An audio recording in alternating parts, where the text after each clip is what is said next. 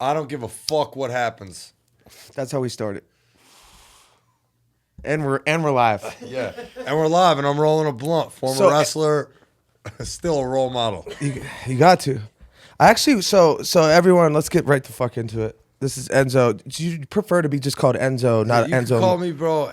nZo. Steve-O? Fucking works fine with me, man. What about Steve-O? Steve-O? Steve is the name for the. You know, is that a negative connotation Not drawn at all. to the? I not call- at all. I call- 'Cause you named your dog Steve, And he's the but best then when thing. you see a fuck boy on the road, you're like, "That's Steve over there." No. Is that how it works? Usually it leans, let's put it this way, it leans positive. So like, if you're homies with him, be like, Steve, what up, Steve? Was there a good Steve that came across your life? Absolutely not. And this is perfect. I always thought Steve was a whack name because of Steve Urkel. I thought he gave it that's a why bad. it's kind of so me and my dog Blue, who's not here but would be here normally, he's been my next door neighbor since we were 5. And we just when we started smoking, we would like start talking in this voice. It's funny we're going right into this because this is probably the most interesting avenue alignment we have. We were just talking about alignments out there, but me and Blue would like talk in this high voice. We just like when we get high, we go smoke in his basement, hide from my parents, go smoke in his basement. And we talk, and we would just be like, "Hey, you never know, man." You just feel like we just and have nothing to do with anything. Like we just be like, "Hey, well, we're going to the beach tomorrow. You never know," like shit like that, right? That voice Became Steve. Well, 2 huge things for us started from that. You never know is like our huge branding thing we do. It's YNK. I have a tat of it, but we used to be a sign there, but we moved it downstairs. But YNK, that's the name of this fucking thing. You never know. That's You never know. Yeah, you never know. So not only was that created out of that stupid high voice, but also our huge like ad lib kind of tagline is or you ready? And your shit your shit is like, so what's the soft? How do you say it? I can't say it. Like, Oh man, I ain't saying that shit. say it right now. Fuck you. Y'all ain't paying me. Pay me. They made 1.2 million Snickers bars with the word soft on them. You know how much money I got paid for that? I bet you got like 5%. 12 grand. That's probably less than 5%. I love that you can laugh about it. Not, you have to not be able- even mentioning the marketing campaign, the commercials that we shot, and all the other shit. So Vince McMahon's just like, He's a savage, and I appreciate a businessman like Vince McMahon. I aspire to be one myself one day, but I don't want to take advantage of people. I'm not saying he did. He gave me the opportunity of a lifetime. So I just was one of those motherfuckers that took advantage of it, unlike maybe a few other people. you took advantage of the opportunity. He took advantage. He took advantage of he the took fact advantage of having you at a point of zero leverage, which at that point you were just happy to be there. Boom, that's it. You get to a point where, you know, it's just like Drake said, right? It's like humble and being aware, you know? Doesn't get paid. You get paid a lot more being with my being man. aware. Like, I've had so many situations musically where, not that I was overly humble. I try to force myself to be as humble and be aware all the time if I'm losing any perspective on, just remaining humble, because I feel like that's a huge key, But either way, like when I initially started out, I would say I like for the last even up till just the last year or so many times where like I was aware that maybe I was being overlooked or being disrespected or potentially mistreated within the business structures I was in, because I was an independent artist this whole time, and I had this manager who I'm still with, who's an amazing mentor to me, but I've had to kind of persevere through those phases of I'm aware that like they're not seeing the full potential of the relationship, but I need to be humble here because I'm happy to be in this circle. I'm happy to be in this situation. I know that if I fertilize these seeds, at some point, we can be business partners on a more advantageous level for me. You know what I mean? And that's right where I'm stepping into now. But the dude that connected us, James, he knows. I've been here playing the fucking last man on the roster role for a lot of it. You know what I mean? So I can relate to that. I watched some of your interview and I was like, oh, fuck, I can relate to that. Because you just, bro, the way you got started is very similar to how the fuck I got started. You did that kind of you played baseball, rap, right? YouTube. Yeah. So all these fuckers listening to this know this, so I'm not going to get into my side of it. But I watched the thing kind of explaining how you got into the WWF at all. Stepped in some shit.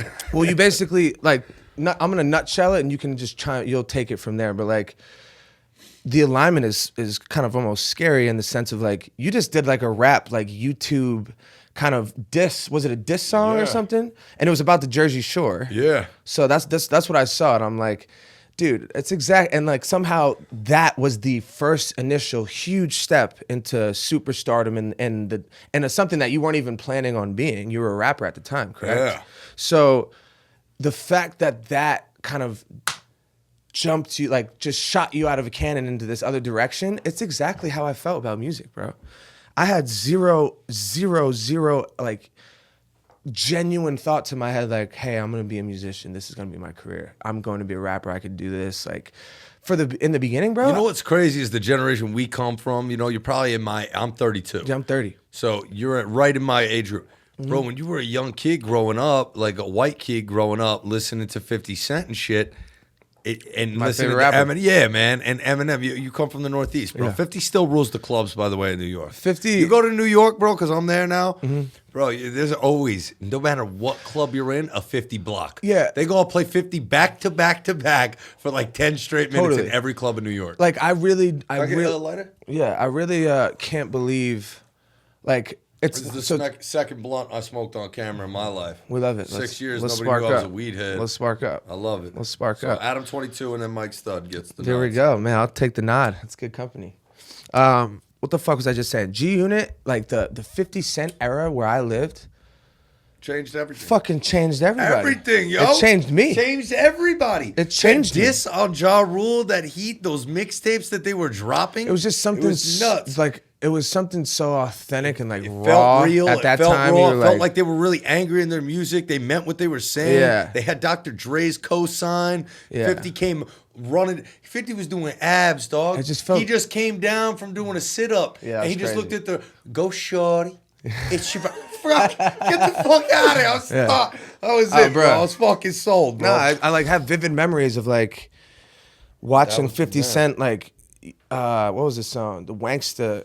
That yeah. I love that song. I watched that music video I think 30 times in a row. Like I was just like, this is the coolest shit I've ever seen. Never forget, I heard it the first time on Hot 97, and I was like, then Funk Flux was like dropping bombs on it, right? And he's like, this motherfucker got shot 9 times and lived, and he's telling about it. Bomb! And I was like, oh, who is this guy? Oh my God, Mom, Yes. who is this? What's happening? Yeah. That changed everything, bro. It changed everything. He's also a dipper. And people will, crazy as though, they don't give that era credit. I feel like 50 doesn't get. 50 is the biggest producer in television right now, and he may No, not get 50 the Cent's a credit. fucking goddamn rock star. Like I don't. So Bro, like you don't. He's not the guy that you want to call your boss. Because if 50 Cent, the guy gets shot 9 times, says you're not getting a raise, what the fuck are you gonna say? I really, I actually kind of, No, you don't I get kind of a- disagree. Oh my God. I think that dude, if you really did, Look at Young Buck, bro. He's crying. yeah. Somewhere. But crying. I guarantee, if you dove into the dynamics of that relationship, Young Buck got an ego that he shouldn't have had. He didn't wait his turn. Just like you were saying, like the principle of understanding that I'm humbly aware. I know that, but I'm also more aware of my future self than my present self with my ego. I'm worried about in 4 years from now, after I've done a bunch of amazing shit with this dude, and he's making hundreds of millions of dollars doing something, you don't think he's gonna set you up somewhere? Like, that's how I saw it with my manager. I was just like, this motherfucker's gonna be a fucking legend. Like, I know he is. So I'm gonna wear it. Where is he from? Austin. He's like so private. He's gonna hate that I'm talking about it, but Austin, you just live with it. He's from New York, but just like Yeah, this is a hustle I just wanted. That's all I wanted to know. yeah. See, you got a New York, New Jersey motherfucker. And like, dude, I'll say this: like, he They come out here and they kill. came from money, but like, bro, it didn't matter. Didn't like it's. I've seen it firsthand. Like, it's a mentality, right? he's a fucking rock star. You know, you could say How you doing? anybody who wants to say anything, like that's the blanket statement, like, oh, it helps when your dad's rich. But like, dude, it just didn't matter, and he actually did it in a totally different space, so it doesn't matter. But my point is, It started with a small loan of just a small loan of $1 million. Yeah. Yeah, I mean, who knows the actual? You all right over there? You got the loud stuff? So. Can you give me the soft? Oh, so yeah, Like you gotta show them only because they'll get it. Like my shit's so rare. It's probably a bad time when your throat's in the trenches.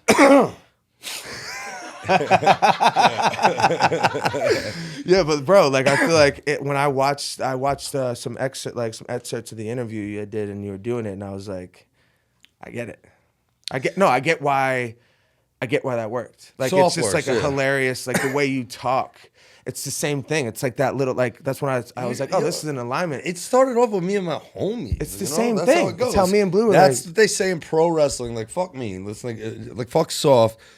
It's anything that works. If it's making the people around you laugh, Yeah, you don't understand how much harder that is to do than make. That's a skill. Laughter's contagious. It's a skill in So itself. Yeah. I've been in rooms, right? I started off wrestling in little armories, bro, with like 10 people. And when I say 10 people, I mean there was more people backstage watching the show than there was fans in the audience. You know what I'm saying? I've been there. Yeah, exactly. So fucking when you're doing that and you're throwing shit at the wall to see what sticks, those audiences that you're falling on your face in front of and that you're trying different shit with, those are the true telltale sign to what's going to work. Because when you step out in front of 30,000 people like I did the first time I was ever on cable TV, we had already like had that little cult following of fans that knew who we were. So they just happened to be in the arena that day. It was the day after WrestleMania. We call those smart marks. They're the smartest fans. And they're big in Europe. And I built my brand on television in Europe before I built it in the United States on Get outta TV. here. Yeah, the WWE. How'd that happen? The WWE's minor league system is aired on like prime hours over there, as opposed to Monday Night Raw that happens in the States. Cool. At That's a really different dope. time.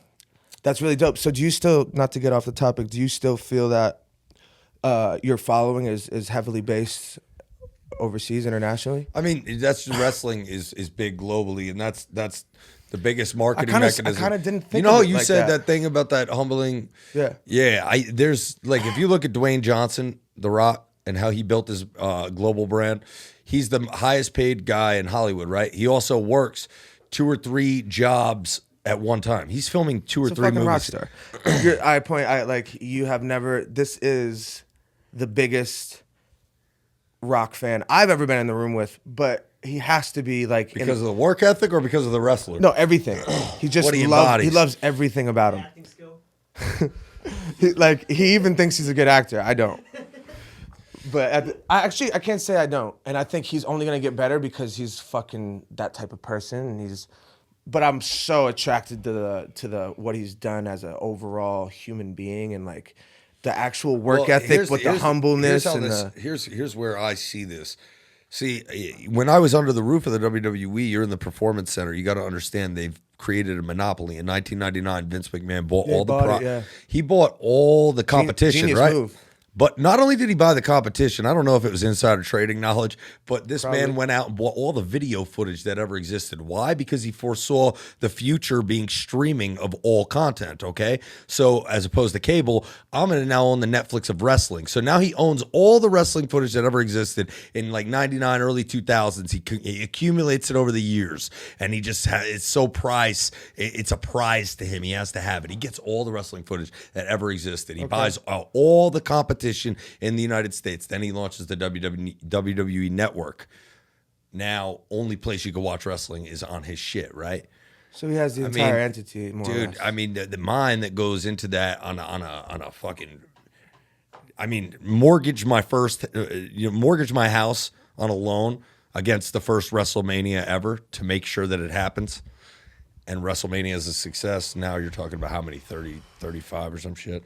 Crazy.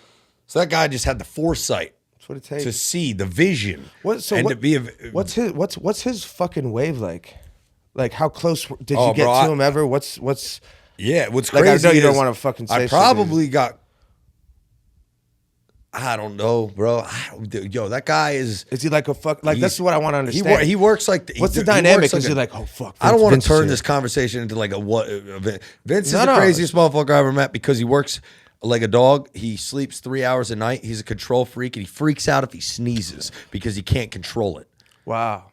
So if he sneezes, he doesn't like that function because he can't control it. That's he fucking- lifts at like 3 a.m. Yeah, that's what I He need to works know. out in the gym like a sick fuck. I'm pretty sure he partied his ass off back in the day and lived it with all the boys and saw a crazy life for a long time. I mean, I don't know. He's friends with Donald Trump, dude. Like his wife was runs it the fuck his up. wife was in the cabinet. Yeah, he definitely runs it the fuck up. I just like, you don't really hear shit about any extracurricular activities. I was fortunate enough to know him in the wrestling world, and obviously that is his world. That is the be all end all of his probably existence. It's funny when you speak to him and you're like, when you talk about the WWE, he calls it our company. Our? Like O-U-R? O-U-R. Yeah. Our. Yeah. If he will correct you if you ever say like it any other way. Crazy. Yeah. That's insane. Since it's become a publicly traded company, yeah, we are politically correct around here in what we interpret it as, because I think he is also very privy to the business notions that go behind what it takes to be what he is, right, and what it takes to call it that, and how much trouble he probably went through. I mean, he's a real, like, he really fucking did it though, you know? Either way, no matter how he fuck did it like act. a motherfucker. I do think that we might be seeing the downfall of that. For sure. And I, you know, it would be crazy to see it in his lifetime and how he would react to it, because he's in his 70s. So you don't think you really genuinely think if it folded in 5 years from now, and I don't see how it could. I feel like WrestleMania is a brand that can be purchased outright. Not Fox just did $1 billion TV folded. contract with them. But now they have competition for the first time ever. The Jacksonville Jaguars owner, Tony Khan, invested in a fucking brand new wrestling promotion with Ted Turner, the guy who used to have WCW. Yeah. They're going to get a TV contract that kicks up in like October. They got a wrestler, maybe you've heard of Chris Jericho. Mm-hmm. They got a bunch of other talent out there. And the guys who are running it, Dusty Rhodes. Have you ever heard of Dusty Rhodes, the American Dream? Gold Dust, maybe? Mm-mm. I'm not super deep. Stone Cold used to fight with Gold Dust. He used to dress in gold. Oh, Gold Dust. Like a bitch. Yes. Yeah. I was deep in the streets for wrestling for a while. I would say Stone Cold and The Rock. I was like, they were lit. But yeah, no, Stone Cold fucking, like, the Rock's amazing, but Stone Cold is like godly. Stone Cold's the fucking goat to me. Man. Like, it don't even. You need to meet him. It's just a personal thing, you know. Yeah. It's just a personal thing. Like, bro, when you meet him, he's cooler than you thought. A fucking badass. He's the one guy. Like, they tell you not to meet your heroes, right? Yeah. Because they'll always let you down. Yeah. Yo, man. Stone Cold Steve Austin exceeds all expectations every time you ever meet him. But what I'm saying is that's why he's the GOAT to me. Like, I didn't even watch that much of it. Like, but when you can, that's what I feel like. Well, I kind of stopped watching as a kid. Yeah, me too. So an opportunity kind of landed on my lap that seemed too good to be true, and it was like manifest destiny, because if you talk to me from the ages of 4 or 5 until about 14, I would have told you 110% I was going to be a pro wrestler. Dude, stop. We'll stop there before you go any further. That's like, I didn't even know if we were going to get here in this conversation. We didn't really know each other like that. We just threw acquaintances. That's literally like the undertone of this entire podcast. It's you never know. And it's essentially like that's the title of it, but really it's like everybody who lands here has this version of a story in one way or another. Like they had this something in their soul, their intuition, like actually told them at those ages. Think about the ages you just said. Like you're living so free and easy. There's no stresses. There's no stresses there. But think about how creative your actual thoughts are in those times. It's like a level of the brain that we don't really even get to. That's why we meditate and like try to get to those levels of peace where your ideas are free flowing. So your intuition, like something in your intuition told you that then, but the fact that you would go and like, I believe in manifestation so much. God. I mean, and I didn't know if we were going to get here, but the fact that you just said that, you're like, I used to tell everyone that, knowing, like, then when it actually happened, when it did happen, you actually weren't even thinking about it anymore, right? You weren't, at that point, you weren't like, I'm going to be a pro wrestler. It just happened. So it's just like kind of a pipe dream when you were young. Kind of like, oh, this is what I'm doing. I wanted to, yeah. And then, but by the time I was 14, you get consumed in the material things at our school. Yeah. You know, you're in high school. You know, what's hot? You know, what's what song, what beefing with 50 Cent. Oh shit, did you see Dante Hall, the human joystick, fucking returning touchdowns, for the Kansas City Chiefs, right? Yeah. I saw you had a Chiefs jersey out there. Oh yeah. I'm just saying. All those that's like all these jerseys are just like my dogs, the ones that are I out gotta there. get you some wrestling gear. I need Throw it. up in that bitch. I need it. What could we frame and have you sign? I got all my wrestling gear. What was your get? Ooh, I was the flyest wrestler of all time. Were you? Yeah. I'm not. Hands down. After I got best dressed in 2018. this outfit, I can't. I have no problem. I have no problem believing that. Yo, no jewelry. I can never I got pull a this nose off. ring. I ain't wearing it. No jewelry. No jewelry is a No good. flex. No jewelry is a good way. I also had I got the Wild Thing haircut. Remember the movie Wild Thing? Oh, yeah. Fucking Yeah, it's fire. bro. So I love Charlie Sheen Wild Thing in Major League, right? Yeah. So I get every 4th of July. I always get the Wild Thing haircut. If you didn't love Wild Thing, we probably weren't going to be friends. Like if you didn't like that you and I character, got nothing in common. there's no way we're going to be friends if you don't like fucking Ricky Vaughn. Yeah, you know what I mean? Put that on a t-shirt, guys. Yeah. Yeah, I need a Ricky Vaughn jersey fucking immediately. Bro, you didn't know about this? Yo, man, that's what I'm saying, bro. I used to call myself the Ricky Vaughn of fucking That's hard. WWE. I didn't fuck with the locker room. That's hard. Like, that was the image I wanted to portray on TV. You should have been. I loved that because I was, in wrestling, because, like, in a nutshell, as a child, if you look at me as a child, what I manifested really became. Like, Yeah. Like, I was obsessed with fucking Shawn Michaels as a kid, the pro wrestler, bro. Shawn Michaels was fly. Used to wear the fly shit, He was the fly guy. Jewelry hanging out of his ears, and he won Pamela Shawn Anderson. Michaels fucked all the bitches for sure.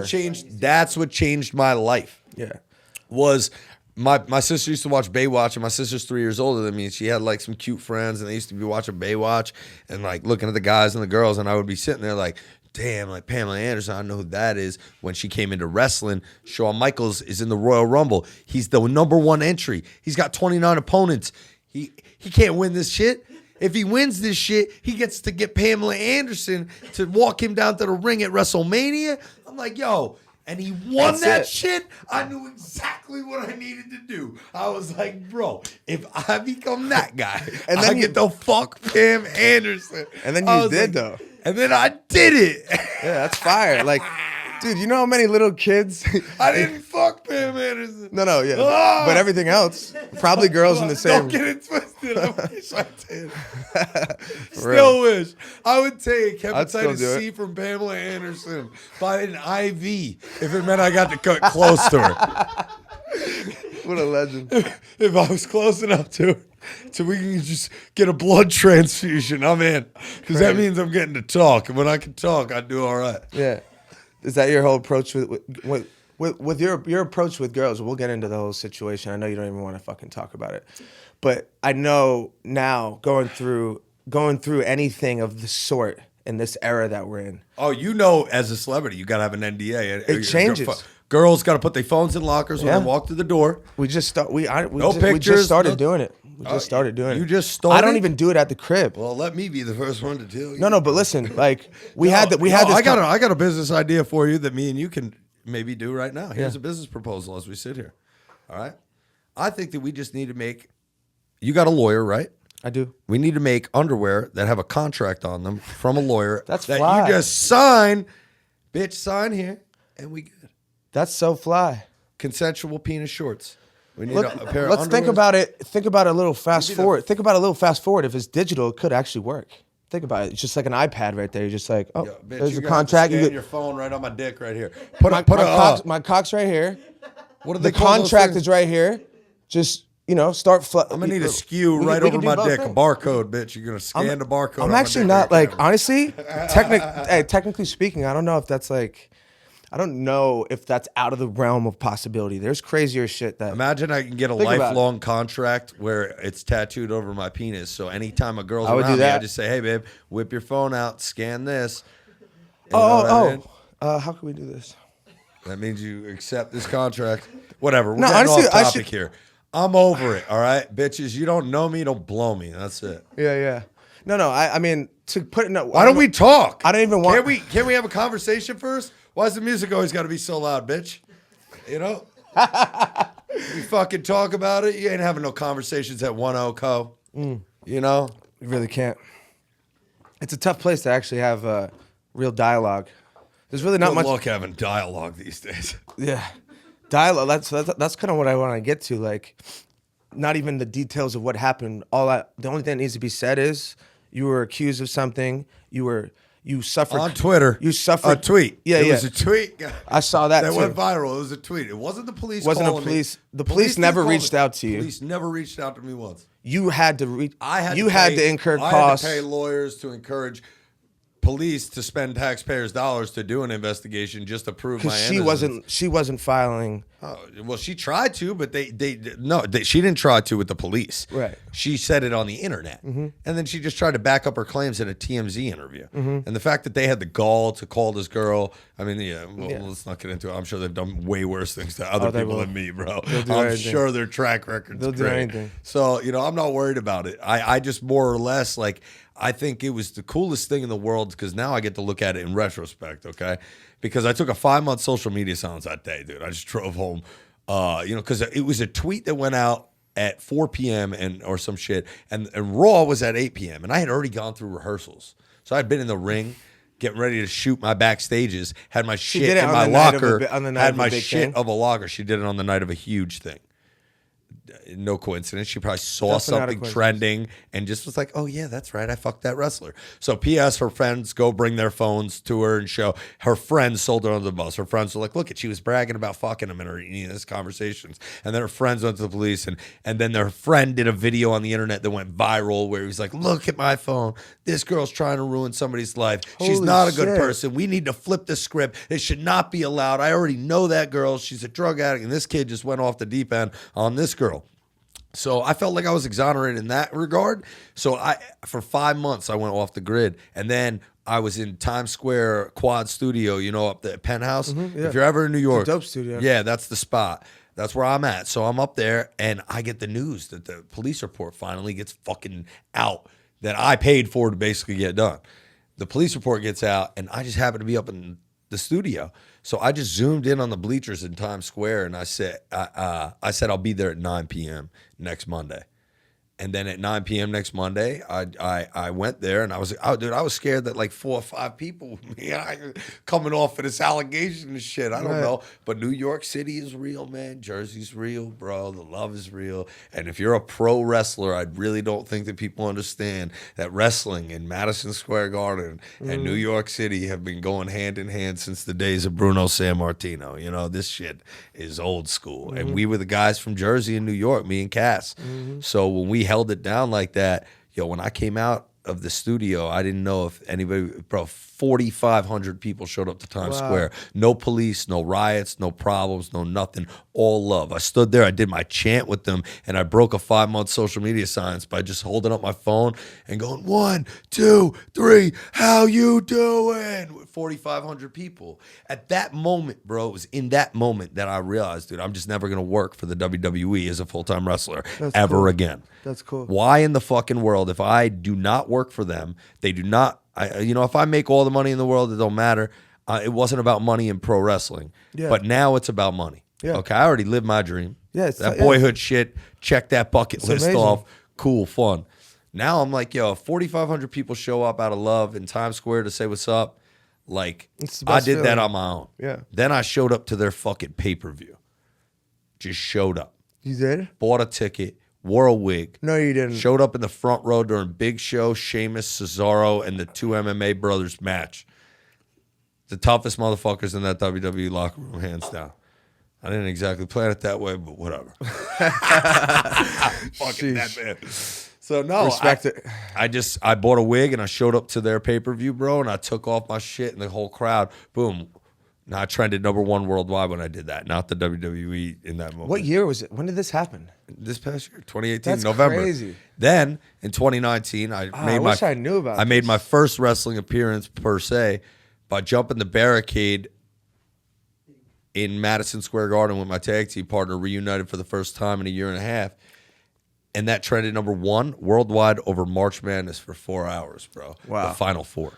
Final Four. So are you saying you just did this you just did this on your own? Like they had no idea that this was happening? The only people, you know how you keep a secret in pro wrestling between 3 people? Oh, yeah. You got to kill 2 of them. So you can't tell anyone. I ain't talking about that night.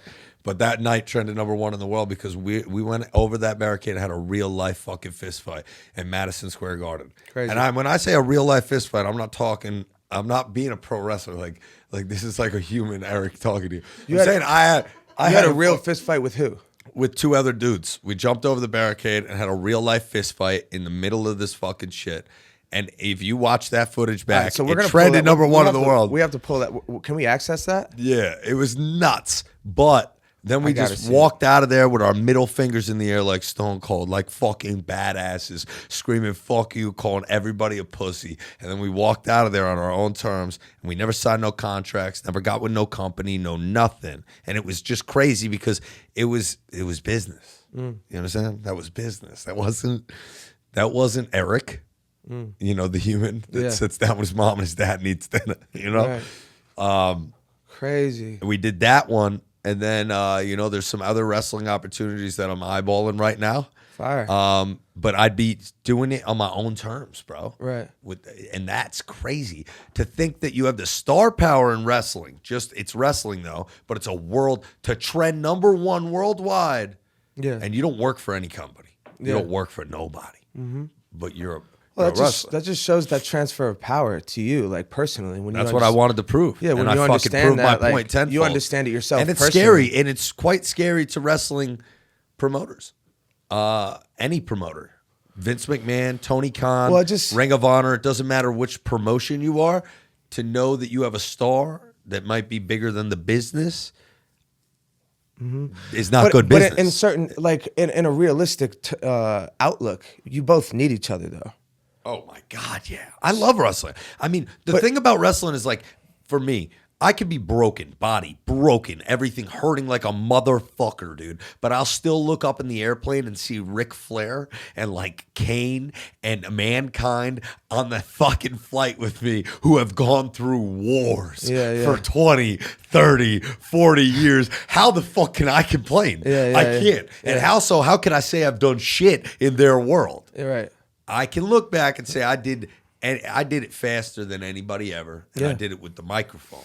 But personally, it doesn't fucking matter. You know personally that you came from fucking nothing, and you manifested a childhood dream. You went and did it. Bro, I have no idea how any of that shit happened. Right, but that's so you look back. You never know when it's happening, bro. There's no route. There's no maze. It is what it is. It's a maze. It's intuition leading your way. You're just listening. You're like, bro, my gut was lucky because I trusted. My story is pretty fucking insane. I mean, I got a tattoo on my leg that gave me a free membership for life to that gym. The gym, that trainer there got a phone call from Triple H, who married Stephanie McMahon, and that guy, he wanted that guy to train him. So my strength coach gets a phone call from him. Dude, I used to go down the shore with Joe DeFranco, fucking pump fists, you know what I'm saying? Like wild shit, dude. I've seen some wild nights with that guy. Pump fists. You know, this was a long time ago, and now he's getting a phone call from Triple H. Then next thing you know, he's training Triple H full time. I just graduated from college. I'm the only wrestler in the gym who knows who Triple H is. Mm-hmm. So he goes, "Who is Paul Levesque?" And I'm like, "What?" And I start going into my wrestling tidbit. And I'm like, yo, Triple H is the fucking man. Suck it. You know what I mean? Mm-hmm. And yeah, Triple H was the man. And then fucking Joe gets me my link. He sends this YouTube video of me working out and shit to him, and I get the tryout. Now, that never happened before. Then the night that I ever debut, the first time I'm ever on TV, I'm going out to get fired. Now, we call it the job. You go out there and you do a job, right? You call a guy a jobber. Like, that guy's a fucking jobber. You know when you turn on TV and back in the day, wrestling? Jobber, I might take that. You love it. Love it. It's the best word ever. Talk. I like that. It's the best word ever. So, when you know a guy that you would see come out on TV and he didn't have a name and he didn't have entrance music, and they would just show him out there against the guy they were featuring get killed. He just runs out to get killed by the fucking Undertaker. You know what I mean? Yeah. Well, that guy, he's coming into the territory to do a job because he doesn't have a job with the company. Right. We're just hiring him for a one-off. Yeah, it's like a freelance. So we call him a jobber. Right. So that guy's a fucking jobber. That girl right there. That's like the biggest diss in the wrestling world. Like, just to fuck up, you're a jobber. Yeah. To be a jobber. But guys can make money guys can make a career being a jobber, right? So like, who's to hate on it? Like, I don't know. To each his own. I guess that was my thing in wrestling, is that I got in and out so quick. And I accomplished everything I ever wanted to. I won I went out with the title around my waist. That's fire. I was the cruiserweight champion. So that never happens in wrestling. You're supposed to do good business and give it to the next guy so that the company can keep elevating. So I went home with the title. That's funny. Like, fuck Scott. It probably bothers Vince. It bothers them deep into their heart and soul. Especially Vince, though. Because he's deep into their heart and soul. Does it bother them ever? Yeah. Fucking guy. Yeah, got away. He got away. Started as a jobber. Left as nZo. Yeah, so I go out there to do this job to this guy Mason Ryan, who's Crazy. jacked to the gills. They're pushing him to the moon, but he's about to get fired. He doesn't know that because they really want to make him a star. And I go out there and I just go fucking bada boom, realest guy in the room. How you doing? Yeah, there you go. Printed T-shirts. Yeah. John Cena, when I say fluke chance, never there. We do NXT TV tapings. I've been in the WWE for 8 months, never had a wrestling match before in my life. I'm backstage, Dusty Rhodes goes, nZo, you got your gear? I'm like, yeah. And like, I've never even had a match. I'm eating a donut. I don't think I'm going to have to take my shirt off at TV. Yeah. I haven't gone tanning. I was out drinking the night before till 5 a.m. All right? 5 a.m. And the friends who were there with me, bro, they can attest to it. Yeah. So Love I that. go out to TV and I put on this fucking That probably made you better. Bro. Like, you probably wouldn't have said that if you were a little hungover. Bro, I didn't know what the fuck was going on. Yeah. So I go out there and I take the ass kicking of a lifetime, though, bro. I make this guy who's beating me up look great. He throws me and I look at him like, dude, to slow you down, like, I'm come from an athlete background. I'm trying to understand if I could be good at, like, fake fighting. Oh, you'd be great wrestling because you would murder fuck wrestling, Mike. You would You murder think? fuck it. I know you would. You think? You're an athlete for one, but you would have to take the time to learn Like how how to their do it. minds and their business, the psychology, the fans, how they think. Yeah. It's a different world. It's a pretty calculated thing. Beyond calculated. Yeah. Beyond. You are telling a story that doesn't need a language. It's fucking theater. Okay? It's like- So it's theater. We tell stories, okay? There's so many different examples I could give. Like, let's just say you had my shirt and I wanted it. And I'm just chasing you around for your shirt. That's a story everybody can understand in an arena without saying a word. Right. Right? It's mime. Right. You know? Like, Right. That's why when I punch you, I don't just punch you like this, like a boxer tight, right? Right. I go high and mighty. Tell a story so they for the bleachers. see it in the nosebleeds. All right? Facts. So Yeah, that makes sense. It is absolute theater. And we do it on live TV without a rewind button. And we're the last people doing it. It's the last It is circus in live the theater. fucking world. It's a No, circus. Barnum and Bailey sunk. We are the last circus. It's live TV every week. I got a referee in my ear telling me to go to a commercial break. I have to know what 5 minutes of movement feels like because we're going to a commercial. We're not losing money from sponsors, and this is on network cable TV. We have a 7-second delay if anybody curses. Wow. And you can bury the company and murder fuck the whole brand on the microphone. Kelly, you can't curse, right? You get fired. I mean, like, this is big sponsorships. Like, we're talking about Be a Mainstream Star, shit. kids, stuff. And Vince McMahon handed me a microphone every single fucking week from NXT product all the way till the day that I got fired. He's probably got a great fucking feel for stars, though. I mean, they didn't. Here's my story. So they never had a choice. And I'm not joking when I say this. I infiltrated wrestling unlike any other because I had no idea what the fuck I was doing. you're just going more off I instinct. had no idea what I was doing. I didn't know what was going on. Are you talking business-wise? I was just, bro, oh yeah, business, the wrestling, the psychology, the entertainment aspect of it. That was over the top. So would you over? So I get would thrown you, out would you there on this overstep, NXT like, show. The old NXT show, I get thrown out there to get fired. I'm going out there on TV on this show that only airs on Hulu Plus and only airs in the UK on NXT, the foreign leagues of the WWE. And when I go out there, I say, bada boom, realest guy in the room. Just so happens John Cena is backstage, who's normally never there. And when he's there, he stands up and goes, bada boom, realest guy in the room. Who the fuck is that? Something to that effect. I wasn't back there. I was in the ring. Those people around him are like, oh, what the fuck? Like nZo, who just debuted, like what the hell? John Cena's asking about him. Like, oh my God, you know what I mean? Everybody's freaking out. John Cena summonses me after I get out of the ring. He asks me if I want to go in the ring with him when the show's over, when they're not filming it, it's just in front of the fans. Yeah. And I'm like, yeah, I got the 7-foot tag team partner, Big Cass. He's from Queens, if you don't mind. Because I knew Cass knew how to wrestle more than I did and had been like, there. Dude, you're just you're just meant to be this. Yeah. No, like, I'm not trying to do I'm keeping it. Thinking about climbing mountains. No, I'm keeping it a buck. Like it'd be wrong for you to do something else. So let's just figure out how to get back where you. Because dude, I don't ever want to be in the like, WWE. But I'm not saying that. Figure out how you can do what you love. I'm not saying that. And do it as passionately as you. I'm not saying that. It's just this whole thing is just like exactly you. Do you hear like the whole undertone of your story is just like you're doing it, just you being there is transcending everything else. Like you're not really even trying. The undertone is you're also just being yourself, but that's my point. You being your truest self is actually fast tracking you. Well, here's the thing I always talk about it. Because you're doing exactly what you're supposed to be doing. It's your purpose. That's why I think it was like one of those things. I think it was one of those things when I was in the arenas at the beginning when I had the microphone and John Cena was out there, and it was like a lot of craziness thoughts like my mom, my dad, every bit of food on our fucking plate, everything for the rest of our lives, all in this moment. But in that same craziness, I'm in the ring looking at these people like, can you believe they gave me a fucking microphone out here? Yeah. Holy shit, you got something you want to say? Yeah. What should I tell these people? Everybody's listening to it. And they're kind of like connecting with me, and I'm kind of feeling that way. So the first time I was out there with John Cena, though, I called the guy soft.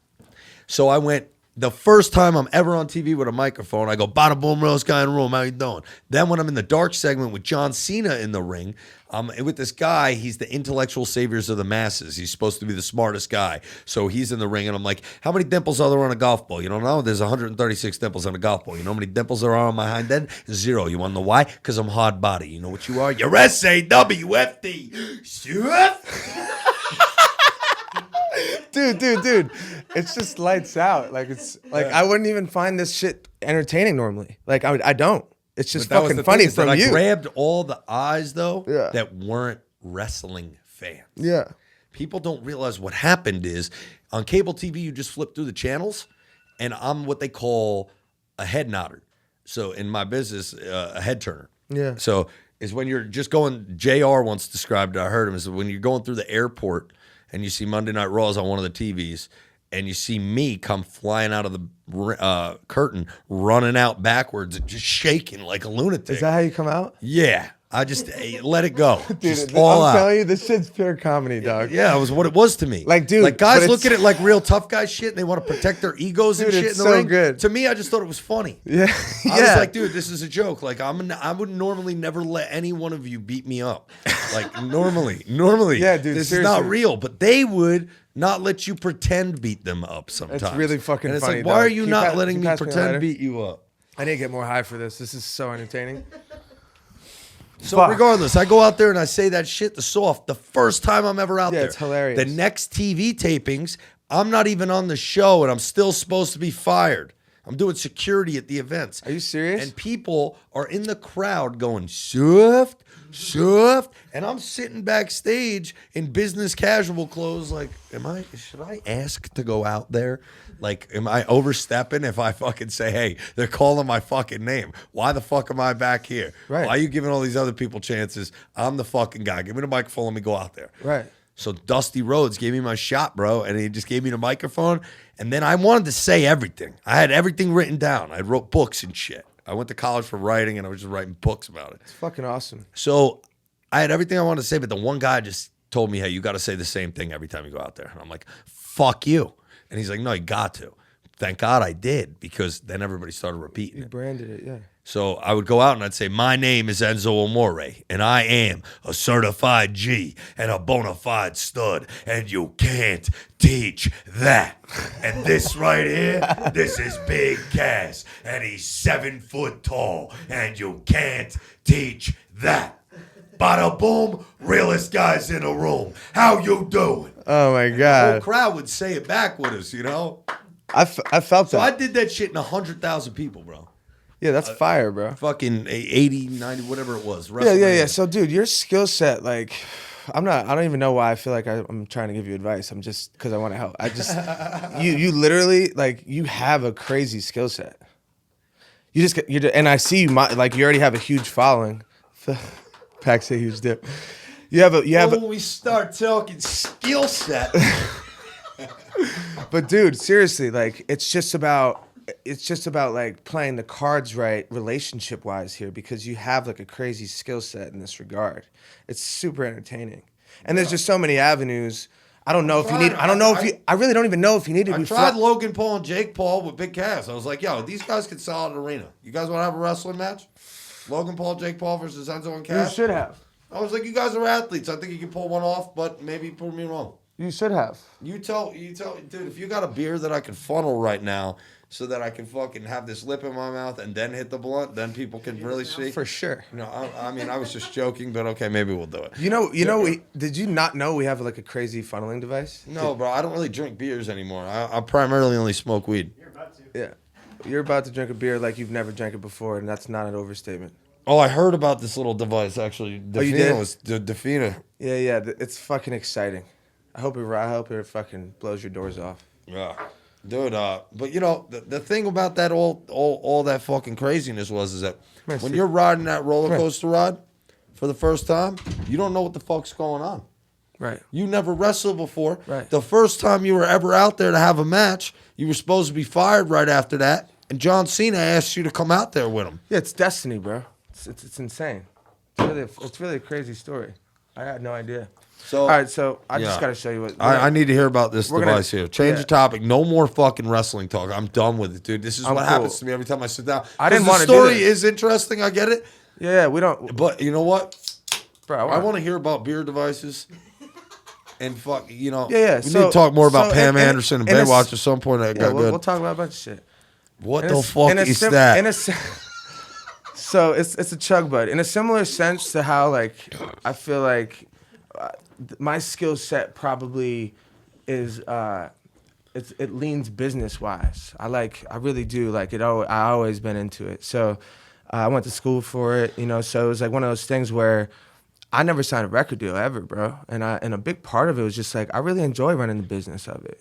I understand the whole business now, and I also I understand the whole side of the every in and out of the business. Like we run all of our merchandise. We have ventures now. We do clothing for our homies, that athletes and shit, and at a pretty high level, high scale.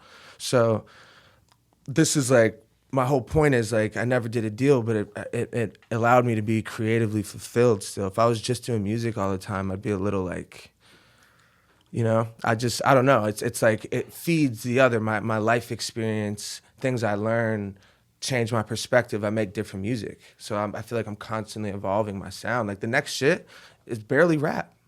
It's barely rap. It's just like, it's the best music I ever made. Melodic shit, right? Yeah, but it's just like, I don't really think anyone's it's kind of like nostalgic feeling. It's pretty happy, and it's just like positive, but it's wavy, and it's called Keep Going, but it's about going through a relationship and really for the first time being in love, falling out of love, and like what that teaches you overall about life is just like the hard days are part of it. You keep going, you know. So that's the whole idea of it. We got off topic, but this is our first like thing that I'm like super excited about. They're about to go on sale, so. Essentially, I'll give you the real quick. Every podcast is gonna have a fucking infomercial in the middle of it. So basically, like, there's two ways of drinking a beer fast. You shotgun it, or you beer bong. Beer bong's like this big, inconvenient to carry around. You got to pour a whole beer. It's a process. Like it's kind of you do it one at a time, type thing. Shotgunning is cool, but you got to go outside. Usually, if 4 people are doing it, people are spilling. It's all over your shirt. You're drinking out of a hole you poked with it. In a can with a key, so it's a train wreck in a sense. This shit's like this is the exact hybrid of it both. So you open the beer, you put it on, and it goes on super easy. It's perfect.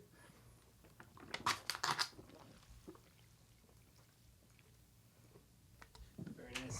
Shotgun. Very nice. That was with a dip. So that was a challenge. That was with a dip in, guys. So I gotta match that, obviously. Yeah, I feel like obviously. I feel like you can.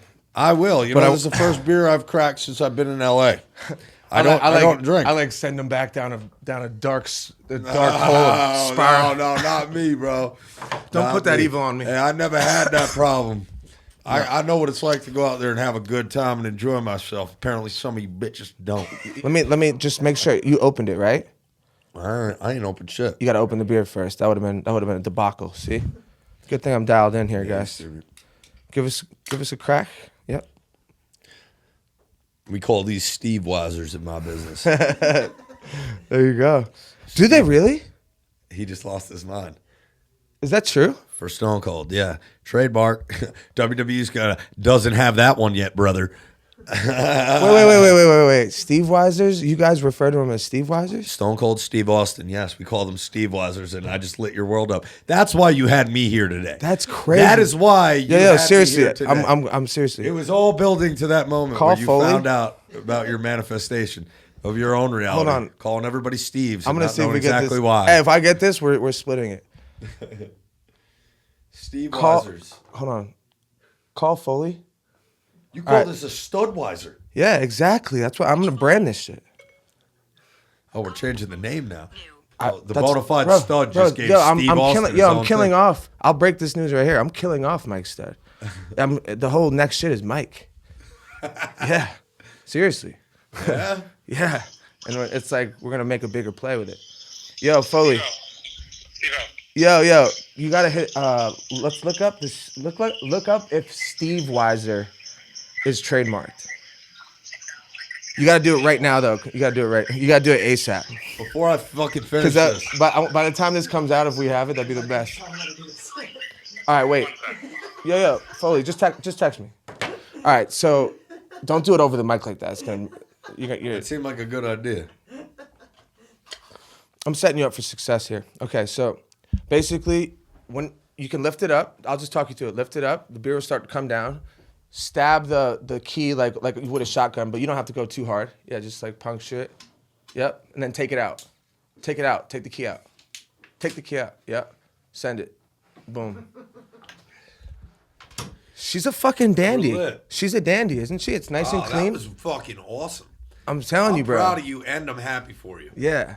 Like I am really proud, and I'm happy for you. And I just met you, really. I mean, I'm that happy is a tremendous situation. That was the reaction I was hoping I was going to get. That is tremendous. I wish they had them when I was in college. Dude, it makes drinking a beer like fucking, like, I don't know. It's just, I've been drinking, bro, I kind of retired off beer when I was not on tour. Are you a big tailgater? Yeah, huge. Yeah, that's what like teams are we talking, and where are we tailgating? Oh, tailgating. I don't tailgate sports. I'll go like. You never tailgated sports growing up before you got famous, asshole? No. I'm a Patriots. I'm all the New England home team fans. Always. That's all I've ever rooted for. Was never diehard for any of it. Was always super into my own sports. What did you play growing up? Baseball, basketball, and I was constantly doing it at 24/7. So I was really I was a good student too. Like, so I would fucking. So you got that branded for you. Can you text Foley and just tell him to hey, look up Mick, the pick up the phone for Steve Weiser. You know who Mick Foley is, right? Mick Foley? Yeah, of That's course. Mankind. Of course. You got a boy. You guys got to get him the Mankind mask. That'd be fire. Of course. Yeah, this is Foley. Yeah, and he goes by Foley. And get him the Mankind mask. Get a picture. Yeah, he goes by Foley. Solid picture for the guy. Guy's name's Foley. Yeah, we'll do it. Yeah. That could be some Foley merch. Maybe I'll get Mick Foley to sign one for him. It's funny you bring that up. You were talking about getting it signed for him.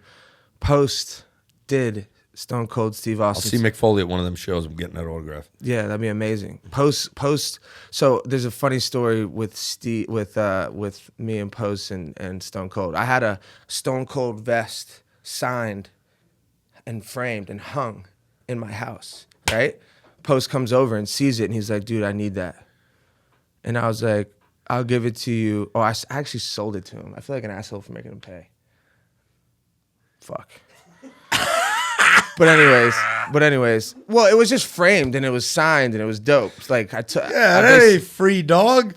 Yeah, it was expensive kind of, and I'm not that rich. Tag, man. So, and he wasn't. Is that a blunt? He wasn't. Yeah. What, you been holding it the whole time? Yeah, I do it all the time. I'm sorry. We made a song, Defino, remember? Me and James made a song, holding that shit like a microphone. You ain't Pass the saying blunt. Why you holding that shit like a microphone? Oh, really? Yeah. That's, bro, I do it because I smoke so many J's up here, bro. We figured it was relatable. That's what happened. We were in the studio, and I just looked at someone and was like, It is relatable. yeah, you're holding on that shit like it's a fucking It is microphone. relatable, and I'm usually the guy. My too. fucking story, though. Probably. Post. So I sold it to him.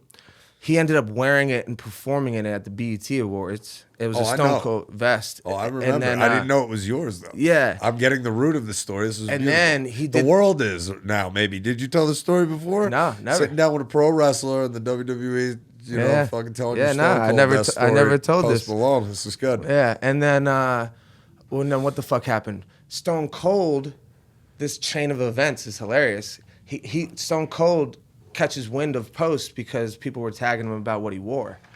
So then they get connected. Post goes and does his podcast, brings me a signed hat to Mike from Stone Cold. The same night I play a show in LA and Post comes out for the show. And it was kind of like, and as our career, I can't necessarily talk about it exactly right now, but the next phase of my career, like Post is going to be involved on. So the whole Mike shit. So it's been an incredible chain of events, and Stone Cold's actually in the middle of it. And it's actually like the whole Steve thing wasn't about it, but it's kind of turned into that. Like Steve's the GOAT to us because it's just like He's the fucking GOAT to us too, bro. Yeah. All of us in the locker room. Yeah. Every motherfucker that's back there, we all know it.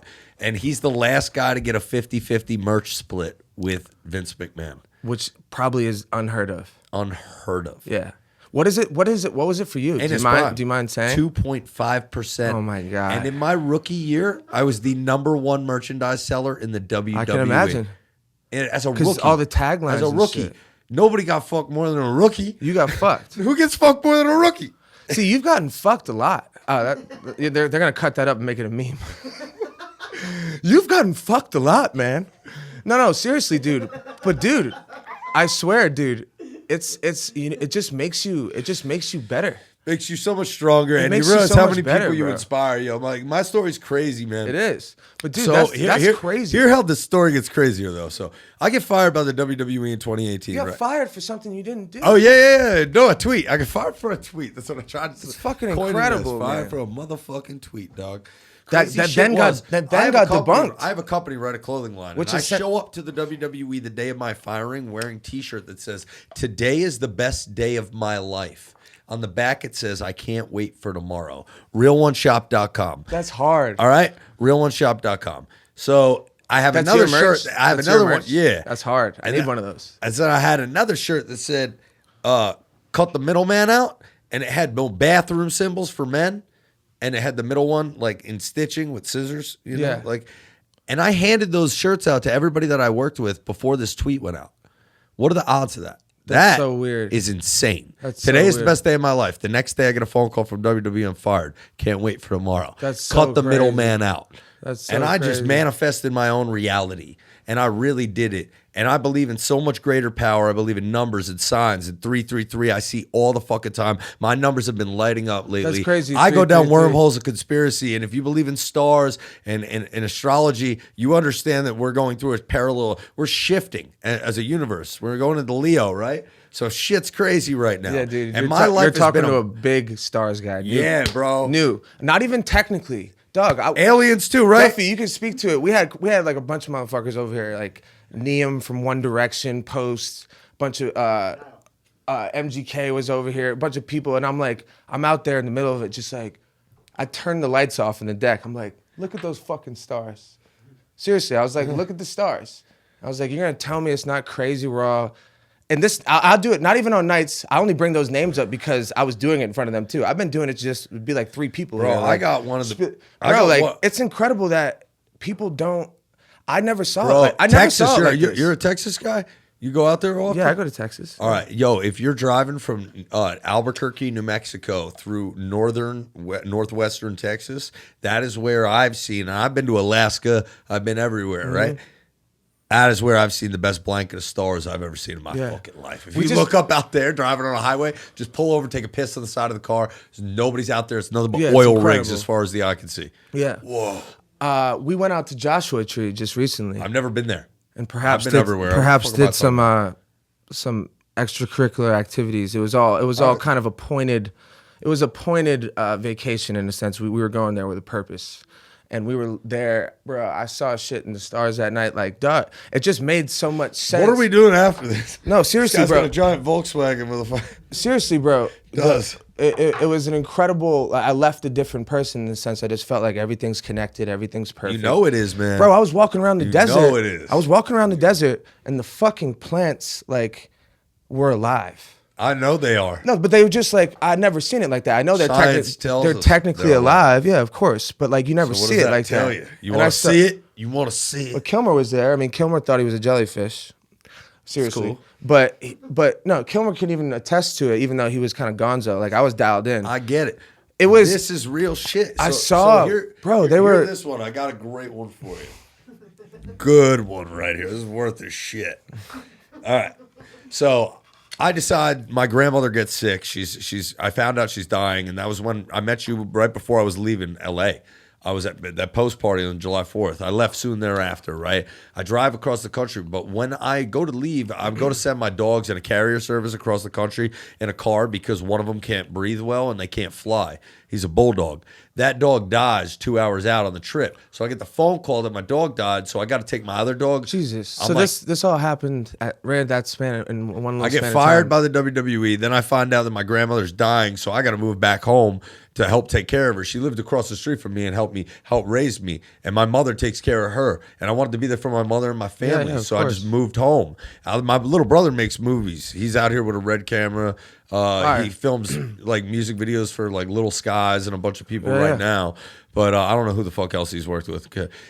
Bottom line is I go home and I decide that I'm going to drive across the country in a 24-hour time span. Like, boom. I got to cancel my flight. My dog's dead. I'm taking my other dog across the country. I'm not going to let him out of my sight. He ain't dying. I don't know who the stranger is driving him. Fuck this. So I get my dog Kilo, who's my motherfucking man, bro. Dude, anybody who knows me will test. That's my son. That's my dog Kilo is a trained attack dog. Not a lie. This is a wild motherfucker. Real shit. Nah, when we lived in the Hollywood Hills and we had the big ass house, it was like me and 5 of my homies from high school. Yeah. We all just pitched in. Everybody came out from LA. Everybody had real jobs, and we all got in the crib. And, I had the fucking, I was a wrestler, so I had the finesse, and it was fun. So the bottom line is I drive across the country. I don't on a dime now, fucking on a whim. I drive 6,500 miles. Are you serious? No destination, really, but I have to get home at some point. So I said, fuck it. So I just went to the Grand Canyon with my dog, right? I camped out that bitch in the Grand Canyon. Then I went to Sedona, Arizona, right? What do you got? Some malt Just liquor? toss it. I'll catch it. Yeah. So you got me drinking beers now. It's just a ginger. You know what it is? It's against my diet, but all right. It's a ginger. Yep, there she is. Nice and easy. I'm in Grand Canyon. Then I drive to Sedona, Arizona. Then I go to Flagstaff, which somebody's going to correct me for being wrong. I don't know how many intellectuals really listen to our two dumbasses, but bottom line is I think it was the fucking. I'm kidding. You guys are all fucking rock stars. Yeah. So these this fucking, I think it's the highest elevation in the country, Flagstaff, maybe. I saw a sign, I think, when I was driving. So it feels like gravity's just sucking you down. And I drive through the Grand Canyon, and I drive North Rim, South Rim, the whole motherfucker. Then I go to Albuquerque, New Mexico, and I went and checked out all the petroglyphs that were out there. So those are like 1,000-year-old fucking rocks, and I had to walk a trail to find them and shit. I'm inspecting. So you're a nature guy? No, not at all. No, you see me wearing these fucking Birkenstocks. A girl bought them for me. And no, dude. I'm asking genuinely. But something drew you to go check aliens, these things out? Extra life, and knowing that you can manifest your own reality, and life is spiritual. Humans are spiritual creatures. All that shit is real. Whatever you believe is real, the evils, the good, the bad, the ugly, it's all real. Whatever you believe is real. It's just whatever you fucking make it out to be, really. So go manifest your best life and live it. And I just said, fuck this. And I took my dog. I had them sunglasses with the sides on them so I could just pretend that I was blind and get them free in all the hotels I was staying at. Nuh-uh. Oh, hell yeah. I had a service animal. I Dude, have a you're service such a animal. fucking legend I have a for that. service animal. That's so legendary, man. Yeah. I ain't no vest, no nothing. Just a choke collar with spikes on it. Right? Crazy. My man's a fucking German Shepherd, albino, all white. That's why I named him Kilo. Albino German Shepherd? Yeah, he's an albino German Shepherd. He's all white. His name's Kilo. Where'd you get him? He's Like from a fucking crazy breeder, right? Yeah, a crazy breeder in Florida. But his dad was well, you want to talk about a rapist? His dad was a motherfucking rapist. They had his dad locked up in a goddamn cage, and his guy was like a fucking $130, all black German Shepherd, just fucking. What do you mean? He just fucked anything Dude, he he was saw? just. If you walked by the cage, this dog tried to attack the cage. You know, and they would just throw a girl in there, and this is they your pump dog's. them up This with. is, I think what these people are doing, these breeders are pumping them up with testosterone, making them want to Breeding. fuck, throwing a girl in there, and then the girl just gets fucking hammered out, and they throw her out. So, yeah, my dog's dad was a beast, though. I saw him, yo. My dog's dad was the man. like, dude, you're talking to a huge dog guy. I feel I don't know how to feel. My about dog what, is. I don't know how my to dog, feel about my what I dog just is heard. my heart and soul. He means everything to me in the world. Yeah, and no, I I took know. him across the country, dog. Yeah. He was on a boat with alligators, okay, in the fucking Louisiana swamp, because people from swamp people, they're a fan of my shit. So You went out there? I went out to the swamp So people. you took this on as like a road trip. Bro, I went to the Roswell Alien Museum. I went out of my way to go to Roswell, to the Alien Museum, in the site of 1947. So you're on this wave. 1947 crash, bro. I went to the site of it. So how could you say you don't believe in something if you've never seen the shit? Right. And in 1947, they're saying aliens crashed here, Eisenhower and all that shit. Kennedy soon there dies after. FBI gets created. CIA gets created. And you know, declassified documents have come out, and the Navy has declassified, you know, sightings and this, that, and the third. And I get to talking to people, and I do my little research, bro. And I had to fucking go. So I went out there. I went to like 3 New York Giants away games. Had my dog like fucking watched by a friend. Everywhere I went, that's the thing about being a pro wrestler is you go to everywhere. Yeah. So I have friends everywhere. You've been everywhere. I got somebody with a backyard in every fucking state. Yo, dog, can I leave my dog in your backyard for a few hours? Kilo, just riding or dying. Yeah. So I live with him now. I live on like Boulevard East in New Jersey, which just looks at New York City. You just Fire. run it and you just real life Rocky shit. I got a boxing gym across the street, and every day I just go to my boxing gym, State of Fitness. Yeah. And I just Are you fucking doing a hammer hands. podcast? But that's the thing is, if I podcast, I feel like I'm going, but I feel like if I podcast, I'm opening the doors too much to Eric, and I like to shut Eric down from the world a bit.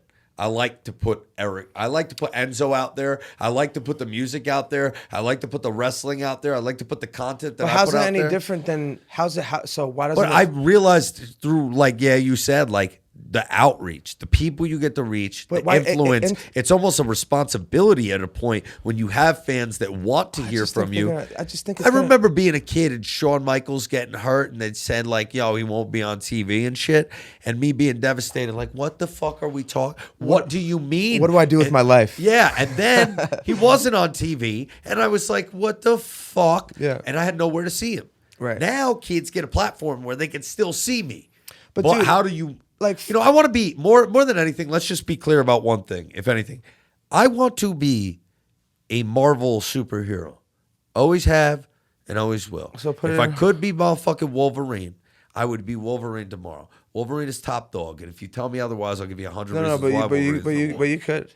I'm not even saying this. Like I would Who's just. your top guy? No, seriously. Who's your top fucking superhero? Let me finish my thought because I don't want to. I You don't want don't to. wanna I don't want it to come off like I'm fucking kissing your ass about it.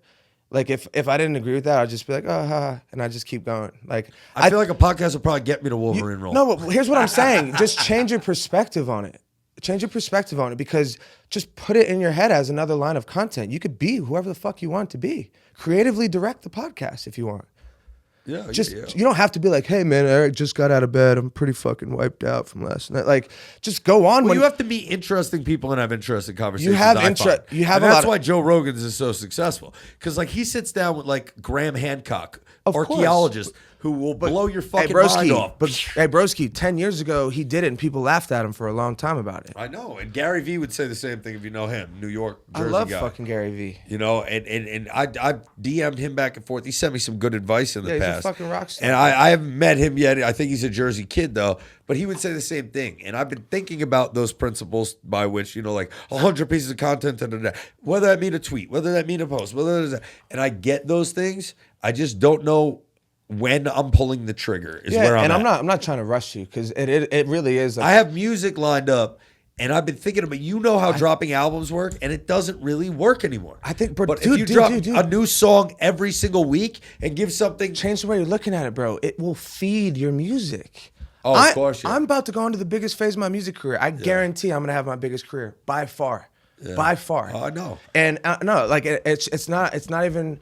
I'm not even saying that to sound cocky. You're saying it. That's why I believe it. Manifesting it right here. Yeah, but like I'm not saying like I don't really even say it. I'm just saying like. My whole point is I'm sitting here starting a podcast and I know that. I don't even have to say it. I'm sharing this only because it's serving my point to you. You're worried I got music lined up. Good. Fucking talk about it. Yeah, absolutely. Talk about it while you talk about other shit. You're getting me to divulge my plan. I'm a pro wrestler. I can't tell the world. No. Okay, listen. Don't let me. I got a podcast. I got digital content coming out. Amazing. I got That's all you gotta do. videos coming out. Plug it right now. I got all that motherfucking shit coming out. Amazing. Y'all need to tune the fuck in. It's actually happening already. So when I go back to Jersey, and also if I'm gonna let the cat out of the motherfucking bag, let it out. I think that I might be jumping back in the ring to have a wrestling match for the first time since I fucking love it. Got fired in the WWE. And why? Because I love it. Why would I do that? Because I want to. And if I did it this time around, it ain't going to be like last time. I don't think the nZo that runs out backwards and puts a smile on everybody's face is going to be the guy who gets back into a wrestling ring this time around. I think that nZo is fucking angry and doesn't give a fuck about what you say, what you think, and is ready to fucking throw hands at any fucking moment. You can try that, nZo. I think people have, and I think they've gotten fucked up. You know what I mean? So, but I love it. The Eric side of me is still gonna, make people smile, make people laugh. And I'm not even trying to put you on that. the spot. I just passionately feel like it's just gonna serve you. It's gonna serve. Yeah, you're absolutely right about it, and I'm doing it. Yeah, and I didn't want to just come out and say it. I'm You're sorry fucking if I pushed prying you, it out of me. But honestly, bro, I got some guys. I got a that's couple guys in Jersey. I might bring the show to LA. When my lease ends, when I moved back, dude, I didn't know. My grandma was sick, and I was living with her. Basically, my mother lived across the street. I'm living at my mom's, and me, and I'm getting just, not to say that I was with my grandmother every single day, or that I didn't take off and take bookings or go places, but that was my home base, and I tried to see her every fucking day, right? Even if it just meant a kiss on the cheek, you know what I mean, or if it meant I got to sit there for a few hours. It goes a long way. So that time, if I didn't get fired by the WWE, I would have never had it. I would have been on the road 300 days in a year. So God works in mysterious ways. I have faith. And my grandmother, whatever you believe in, it's fucking real, all right? My grandmother believed, she was a Catholic. She went to church every Sunday. She prayed on the fucking beads. She'd be praying for you all night. You were out. Your car wasn't parked in front of the house yet. She'd be up praying. What a lady. All right? I got ladies praying for me around a clock like that, all right? My mother waiting for me to get out of the wrestling ring and shit.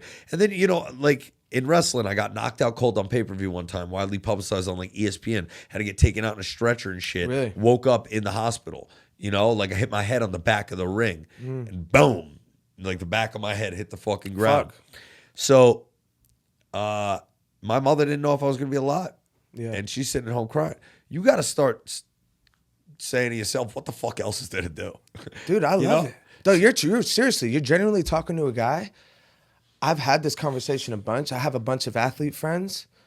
And bro, they're fucking, they're unfulfilled in ways. They really are. I had an interview today with the New York Post. They're talking about my buddy just got traded to the Mets. And I'm super close to him. I do music with him and stuff. They wanted to, get some insight and shit. And bro, it's fuck, what was my point? Yes. Perfect. Your boys Thank you. First day on the job. Managers.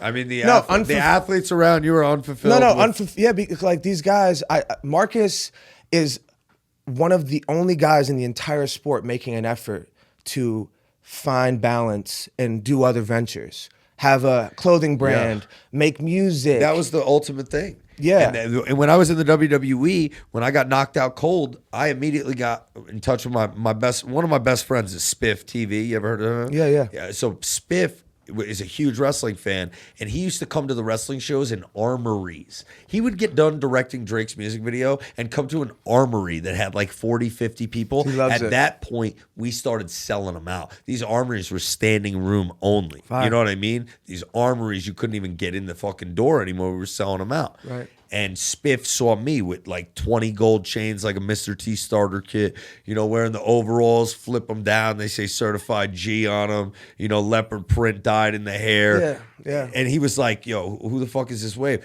Me and him hit it off. He becomes my homie. When I get knocked out, I called him. I'm like, yo, bro, what the fuck am I? If I can't ever wrestle again, I need to get in the studio. So he got me in the studio. Fire. And I started working on music. Amazing. And I started working on another alignment.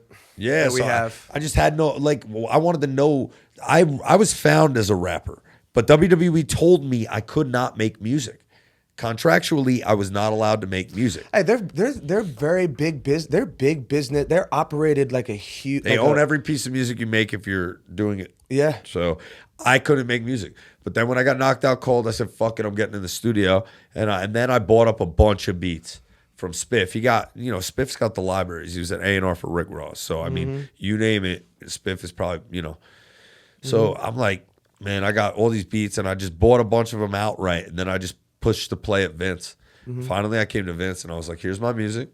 Here's what I want to do with the music. When me and Cass break up, I want to go to 205 Live, be a cruiserweight. I want to take those guys on tour, do our own show, and do music on tour with the wrestling. All right, feature a few matches. Vince loves hearing things that he's never heard before, and he's more or less from a guy who's crazy. So Vince, what do you mean? I was at the Conor McGregor Floyd Mayweather fight. He had me tweeting at Conor McGregor. Vince telling me to tweet at him so that I would get into a fight with Conor with the cruiserweight title at WrestleMania. I was holding it through the Royal Rumble. It was nuts. So I was like, yo, I was about to have a record label in the WWE and I wanted to do the right thing. I wanted to do the right thing. So I signed with Barry Bloom, who represented Triple H for 10 years. And I was the first wrestler he had taken on in like over a decade at least. And he was the guy negotiating the contracts. What year was this? 2017. So when I signed with Barry, he's the biggest agent in the history of pro wrestling. Represented Jesse Ventura at the beginning of the 90s. Kevin Nash and Scott Hall created the NWO, got negotiation contracts between Vince McMahon and Ted Turner. And then Barry, when Vince monopolized it, didn't really have many clients left. And Chris Jericho, good old JR, the announcer, Goldberg, and fucking Mankind, McFoley. And then he took me on. Wow. And then when that happened, I got fired soon thereafter. So when I got fired soon thereafter, Barry stayed with me. And Barry was like, yo, if you're open to wrestling opportunities, you let me know and we'll field them. And I just did not want to wrestle. And then when I saw Big Cass have a seizure and fucking nearly die, I wanted to see him get back in the ring and wrestle. So I fucking, dude, I flew down there. I picked him up out of a fucking room, bro. And he would tell you, man, I fucking said, get the fuck out of here. We got to go. We got to get the fuck out of here. You can't sit in this room drinking with the fucking blind shut, Cass. Let's fucking go. Crazy. And I dragged Cass out, and he went to the hospital and got his shit together. Amazing. And he got back on his feet, and I saw that through, and we did the Madison Square Garden thing after the Survivor Series thing. And now I'm kind of like, do I want to wrestle? Yeah. Maybe one match here and there. Like, yeah. Maybe if it's the right fucking Not as a guy. lifestyle. Maybe if it's something. I saw something you were doing like 300 dates or something, or 200. I was the most booked wrestler in the entire world at one point. 300 dates in for a year. Pretty much an entire year, because when you're on Monday Night Raw, you're not on SmackDown. It goes Monday Night Raw and SmackDown. So if you're on Monday Night Raw, you do a show every Friday, Saturday, Sunday, Monday, fly home. Tuesday morning, fly out, Friday morning. Do a show Friday night. Right? If you're on SmackDown, you do 2 other days. You do Saturday, Sunday, Monday, Tuesday. Saturday, Sunday, Monday, Tuesday, no Friday. Now, if you're nZo, you're on Raw. You do Friday, Saturday, Sunday, then you fly on to do 205 Live on Tuesdays or drive on to wherever it is for SmackDown, and then you fly home on Wednesday. Then you see all your homies in LA for 2 days and catch a red eye on Thursday to go wrestle on Friday. When you get back, do you party your ass off? Bro, I mean, I couldn't believe my life was real. Like one time, like Yeah, it's fucking it's like Fantasy Island. It's just me and my friends from fucking high school, Yeah, it's the best. living in the hills, meeting people for the first time and laughing our ass off because they like wrestling, so they're coming up to me, and I'm like, who's like the weirdest?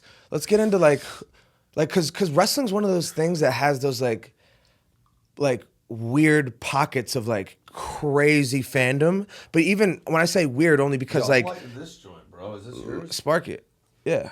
That's caramel gelato too. Great fucking weed. I'm happy about that. Trying to get them I'm to happy about motherfucking. that. I'm trying to keep those flying my way. Smoking on that candescent. Yo, like, but I'm talking about like people.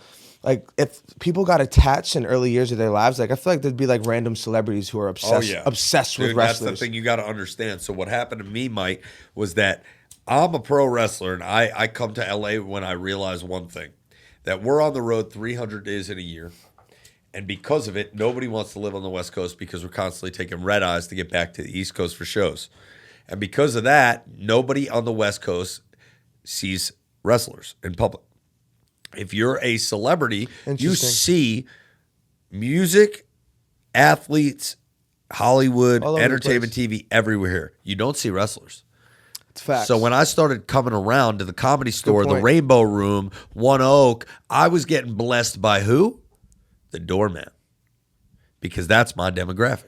The doorman loves wrestling. Love wrestling. His kids love Big wrestling. Motherfuckers, yeah. And every one of those motherfuckers would see me coming at One Oak or fucking like, Hyde, you name it. I was blessed everywhere. The promoters, and I didn't realize it until like I came out here to visit my friends. And when that happened, I went to the Comedy Store, and I was like, I think you should still value that input though. Like, think about that. You gotta. Yeah, that's why I'm like I'm not done flexing in the wrestling business. Yeah. I hung them up. I'm just saying. You know what I mean? I threw my Jordan. Yo, by the way, when I retired from wrestling, here's how I told the world.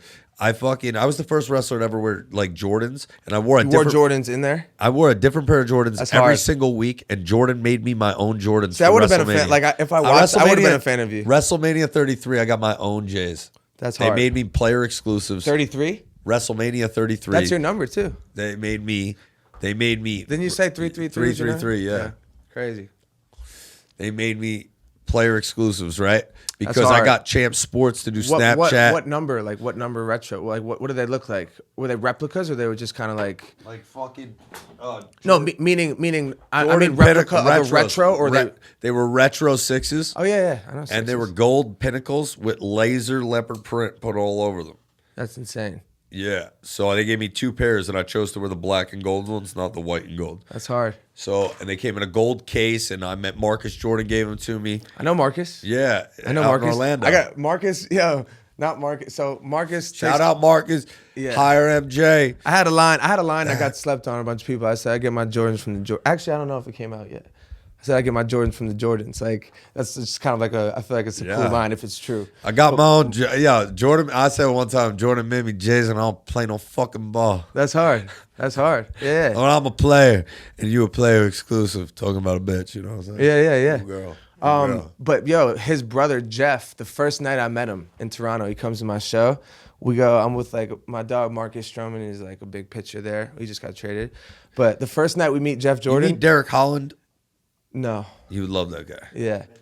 He's the man. Plays for the Giants. There's a celebrity who's a major wrestling fan right Amazing. there. Yeah. He used to wear my T-shirt, Certified G T-shirt, under his fucking jersey when he pitched, and he would bump. That's hard. That's hard. On ESPN, he would quote me and wear my T-shirt. That's so hard. Nuts, right? Yeah. Dude, I got invited to batting practice with the New York Yankees, bro. And I was there on the field with Aaron Judge when he came in, because he came in before his rookie year. He came in like September and shit. You know what I'm saying? And he was so humble. He didn't know how big of a star he was about to be. He's still like that, bro. Yeah, I know, bro. Me and Cass were like, yo, this dude is about He's to the fucking man. But me and Cass are huge Yankee fans. That was the first time we ever hung out, was at a Yankee game. We went to the Tampa Bay Devil Rays, the worst dump in all of sports. So, bro, like for real, this just happened like yesterday. But my best friend is a pitcher for the Blue Jays. He just got traded to the Mets. We had this conversation at the house. I'm like, yo, if he gets traded to the Yankees, we're moving to New York. You know, because like I lived in New York for a little bit, and I was just like, I didn't have bread then. It was before. It was right when Mike Stud started, and I was just like, I was making enough to get by in New York and live all right, you know. So I didn't love it, and the energy and shit. It's too uptight for me. Like I need to be on a laid back shit. Like I want to walk around, look at the fucking trees, and relax. Yeah. We're some motherfuckers up on the East Coast. Yeah, bro. Trust me. I lived. I know. I You're lived Boston my first cat. life. I literally had 2 lives. I feel like 1-year-old to fucking 21-year-old me. I'm using a whole other side of my brain. Like I literally was routined. I was a student athlete. Like I was very, like the whole time I just kind of knew. Yeah, me too. You know. Yeah. I played college football. But I didn't know that. No, I'm just saying like even lifestyle wise, like bro, like. But that also, you know what, kids these days, they don't get pushed by their parents. They don't get pushed in the direction of sports, doing things that they do not want to do, which is what life entails. And I used to have football practice at 5:30 in the motherfucking morning for all 5 years of my college career, except for that 1 year, you know, that I took off. I'll be honest, man. I'll be honest, bro. Like, it's not fair to. It's like apples and oranges, bro. We didn't have social media.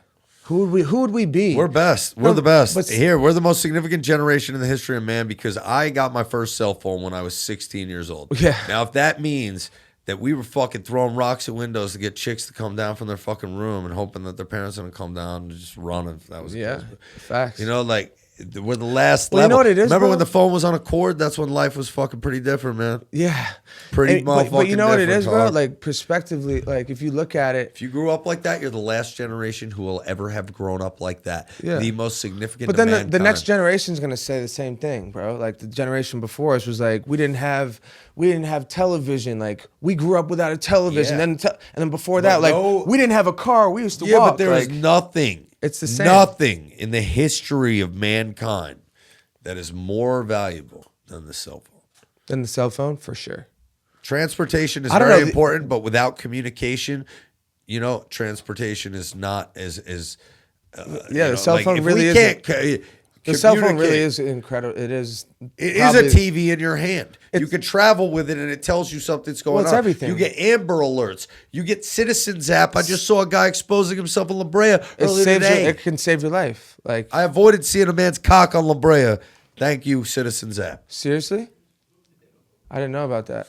You don't know about Citizens app? No, I need that. Oh, you got to download it. I need Davina, that. Can we test? Yeah, because there's always. Can we get a guy coming in from the distance? There's always helicopters flying, Bro, like so listen, circling around our you fucking want to know what's crib. going I'm on, like, right? Yeah, you I'm want to like, know what's going on? What the fuck are they doing? Here's where you're going to make some money now.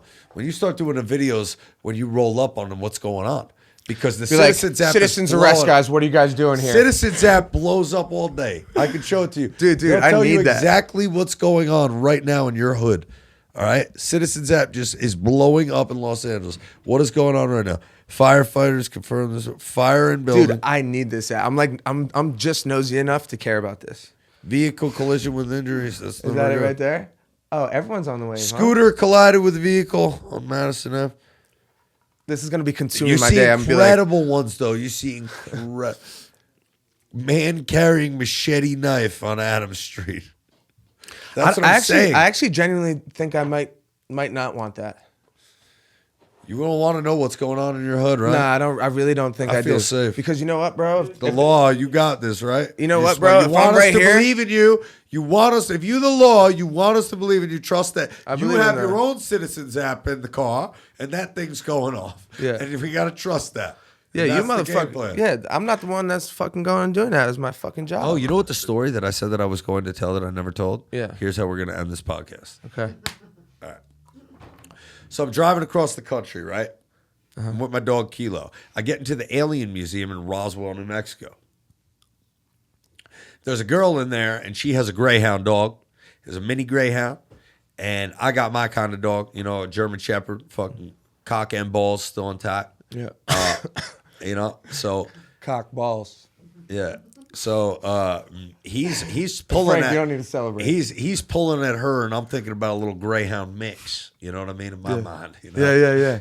No. So you're really. I'm like, what? Let the boy watch. So He here's needs how- to learn. Yeah.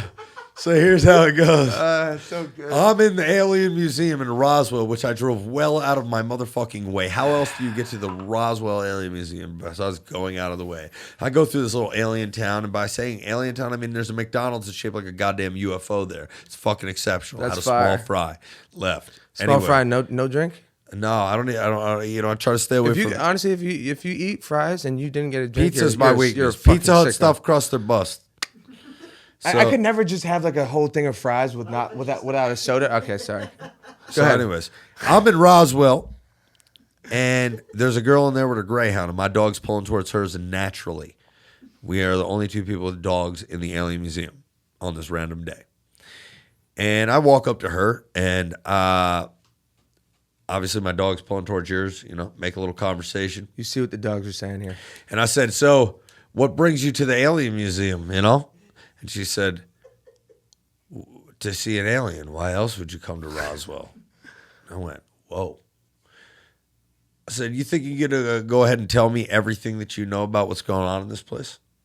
She said, "Yeah." Next thing I knew, I went on a tour of the entire UFO fucking museum with this girl who knew everything about it. She was breaking it down for me, right? Mm-hmm. We leave out of that motherfucker, and we go outside, and we're talking, and this girl's got a weird vibe coming off her dog, a stink vibe, bro. Like, this bitch don't smell good. The girl? The girl doesn't smell good. She doesn't smell good. So she lives in a Subaru Forester. Huge turn off. Holy shnikes. Can't deal with it. No. So she is in a Subaru Forester, okay? And she is living in there with her greyhound. Turns out that she's from Switzerland. She snips bud off trees in Northern California for money. Then she travels all over in her Subaru Forester with her dog, and she drove to the Mayan Mountains and drove through Mexico and went through into Central America and drove back. And on her way back from her journey, she wanted to see the Fire and Ice Caves in Albuquerque, outside of Albuquerque, and Roswell is right outside of there. And she was down on her luck with money, and she had just came back from Mexico, where she got DMT off the back of a frog, which was secreted from the venom of a frog. It's called 5-MeO I've heard about DMT. This. Crazy. So she had $500 worth of 5-MeO DMT that she was willing to sell me for $400. Mm-hmm. And I said, "Well, you're goddamn right. I'll give you $400 for that 5-MeO DMT. I think I'm going to turn you down on the Fire and Ice Caves. Take it. I think I'm going to turn you down on the Fire and Ice Caves tonight. I smell a weird vibe coming off of you that I can't describe." Yeah. I leave that motherfucking situation. Had a great conversation with the girl. Smoked blunt. She taught me about the Alien Museum. Sold me DMT. Enlightened me quite a bit. Then I get in the car, start driving, and realize I have no pictures with this girl and no videos with this girl, and I have no contact information for this girl, and I somehow didn't get her number. Mm-hmm. Jedi mind tricks of a motherfucking alien dog who sold me DMT. You think an alien sold you DMT? Honestly, you might not be wrong. Bro, 6'4" bitch with shoulders like Michael Phelps, bro.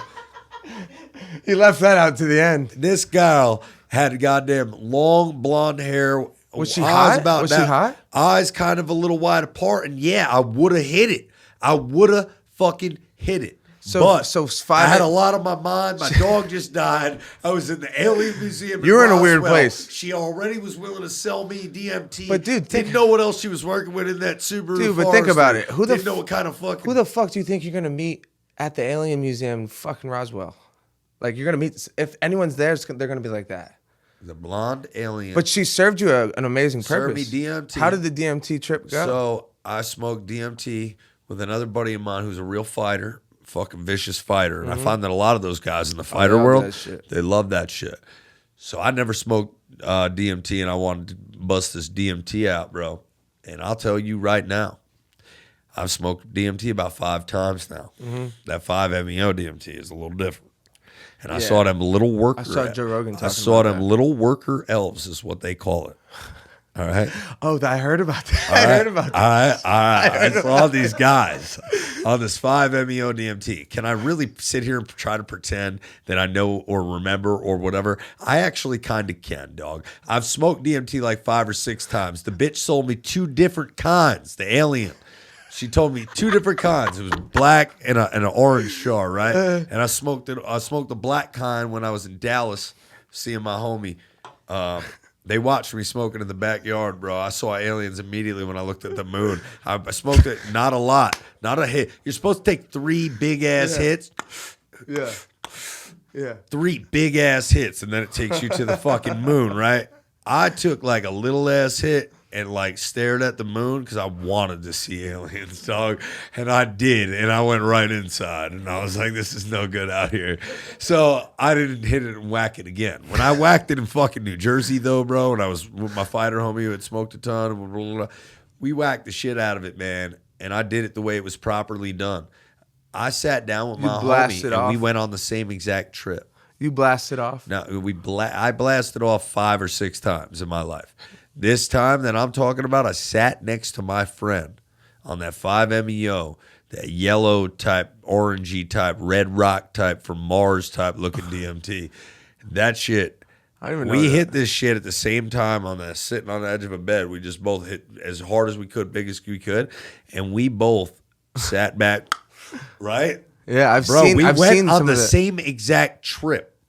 I know it for a fact. Now you could do that. They say it on like ayahuasca, like group experiences and shit. Now on DMT, we didn't have no prior knowledge of this.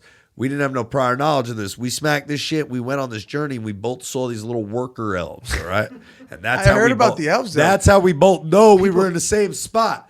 Because when I came out of it, we both looked at each other. My other friend who was sober was like fucking talking to us, like, and he was like, "Yo, what'd you see? What'd you see? What'd you see?" And I was like, "Oh, you see them fucking guys, bro? They fucking got it all figured out, man." And my boy's like, "Yeah, you saw them too." And I'm like, "Yeah, they're fucking."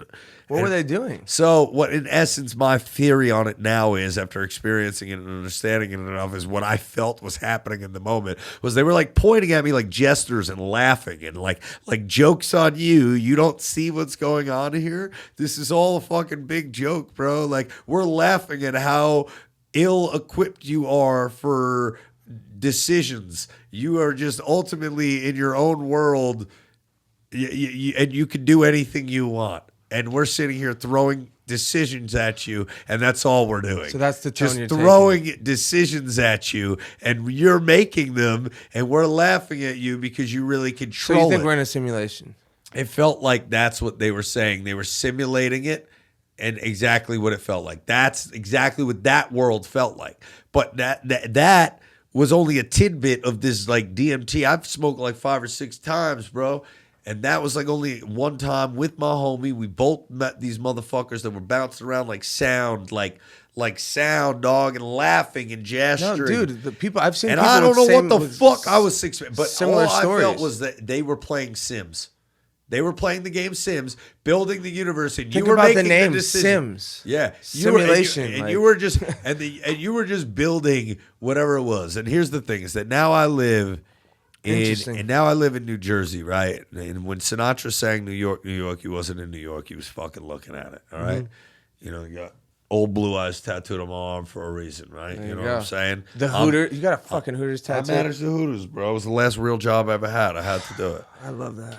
So, That's the when best. I look at New York now from like Boulevard East, and I swear to God, it looks so insane. It really does, dude. I've flown in every city in the country. You fly in and out of New York Yeah, it City does. and Tokyo, Japan. Those are about the 2. And South Africa, Johannesburg. Those 3 cities really shit on everything else in the entire Really? world. In the entire world. I've never And New been York- to either of and those. New York City, man, when you fly down, you can't take it for granted. I grew up looking at it. All right, bro. That shit looks like Legos, yo. That shit looks like It does. Legos. Oh It my looks God, like it a really kinda does. simulation. It really And kinda when I'm does. looking at it like that, I'm just mind blown that we dropped all that technology and metal on top of these cliffs in this beautiful world that we live in. I hope that we can get to a better, more well-rounded and grounded world. And people stop caring about the material things as much as they do. But in the meantime, I'll keep making money off of it and manipulating it. You know, Yeah, fuck it. I mean, no, I think there's a I mean, it's entertainment. That's what I mean by that's not. I don't think that's it's a manipulation at all times. Entertainment. But I just don't agree. I can't say it has been for me. You know, just I've played it. I haven't played ball really, I guess. You know what I mean? I just haven't. So like, it hasn't been for me whatsoever. And I think that's maybe why I feel good about it. And I feel happy. You know, a lot of people in entertainment aren't happy. And I think it's mainly because their soul isn't aligned with what they're living. And Opportunity is also opportunity for sure. I mean, dude, you know what I mean? Everything has to align. Like I got lucky as fuck. No, dude. This is just my personal experience. And your experience, you got lucky too, because how many great people did you meet? I got so lucky, bro. That's what it takes. Like, dude, even the timing, like, bro, but you kind of manifested. I did. I know I did. So is this simulation actually that we're talking about real or not? To be honest, I don't. Because you're kind of saying I feel bro, like they're pointing and laughing, going, "You can do it. I know, you can dude, do it. You I can know. do whatever you want. You can fucking make it, kid. Yeah. You can do whatever you want. It's crazy. We're just dangling it in front of you, saying, "Hey, bro, go do whatever you want." That's what it feels like. I love that. That's what it feels like. That's the best thing ever. No, dude, seriously. So it's like, okay, That's I just kind of manifest in my life, and in the same regard, entertainment in that regard is like people are puppets when you pull them on strings with Twitter and social media. Look at what they've done. Did you see the great hack on Netflix? No. Watch it. Okay. Now you'll understand. I will. I love this. I'm really interested in this type of shit. Yeah. Propaganda. It goes back to like Sigmund Freud and Edward Bernays. Here's what I'll leave you with. We really got to end this because I'll end this on this. Propaganda, what we talk about by and large selling, okay? Hip hop, like you know, is on sounds like 808s that are monotonous and heavy, and those things are more satanic in essence and in nature, okay? Sure. They really are. Definitely. And they make those you move. Those frequencies. No, but those frequencies and take sound you to, is real, okay? Yeah, no, that shit is real. But here's another thing through infiltrating and marketing, okay? Look at Edward Bernays. What did he say? We wanted to get involved off the back end of World War II because propaganda is what we used to convince the people that were in the United States to sign up for the military, defend our country, and go to war for us and our beliefs. And we use those things through tactics in marketing and mechanisms by which you've seen on shows like Mad Men, okay? But here's where Edward Bernays, the nephew of Sigmund Freud, comes into play because Sigmund's over in the UK, Edward is now in the United States, and the marketing principles by which our entire Western civilization and our constructs and those guidelines that exist now in social media, those constructs have all been a snowball effect from this. And here's a good example by which I'll give you. Edward Bernays was hired for the first time to make money through propaganda as opposed to get people to go to war for our country, but to make money. How? By the Big Tobacco. Big Tobacco said, Edward, we want to tell us how we can sell more cigarettes, how we can convince more people to get involved in on this addictive product. And specifically, we want it to become socially acceptable for women to smoke cigarettes. And he decided that every single thing that you do has a sexual undertone. You don't buy a new pair of shoes just for you. You buy a new pair of shoes because they make you feel better. Why do they make you feel better? Because of the ego. The ego makes you want to fucking get women, get laid, right? Whatever it is that you want to buy new clothes, you want to buy new this, new that, and it makes me want what I do not need. Okay? You want what you don't need. And that is the premise of it. So women, we want them to smoke cigarettes. And right now we're going through women's suffrage and women want the right to vote. So how do we make women with their ego driving them to fight for equality as they motherfucking should? We want that. We want women's equality. But how on the back end are we going to make motherfucking money for it? Right. Okay? That's what the ego comes into play. What did he say? Edward Bernays said there's a sexual undertone. Sucking on a cigarette is something that'll make a woman want to smoke it. Okay, here it is. when the women's suffrage march happens and they're fighting for their rights to vote, every single woman in an act of defiance to say that she's equal as a man will light up a cigarette at the same time. We'll broadcast it live on like NBC, ABC, and everywhere. Amazing. And they'll see it. And bang, we're selling cigarettes to women and we're tripling our motherfucking money up. And now everybody's making money on an evil product that is proven to be chemically tested to know that it is not good for you. It is addictive and causes cancer. Yeah. So this is, if you do not see, is a government plan built in essence to kill off a population and to get people addicted to things. That snowball effect of dumbing you down to make you look at your phone all day when you're in a subway rather than have a conversation to the person next to you. Yep. That disconnection is because you are now a cyborg. That thing that is attached to your hand, that cell phone, like I said, is the most significant thing in the history of mankind. It really is. Now you do not need knowledge. You do not need to read. You can just Google it. I just had this conversation. I talked about the school system in my last episode. Bro, the motherfuckers sitting in the chairs know everything they want to know. Give them 2 minutes to fucking Google it. Anything you want to know. You know what I mean? So it's like, especially with where the space is going to go in the AI space. It's just like, dude, the phone and what it's done is going to be a huge part of even the future too. You know what I mean? We got it though.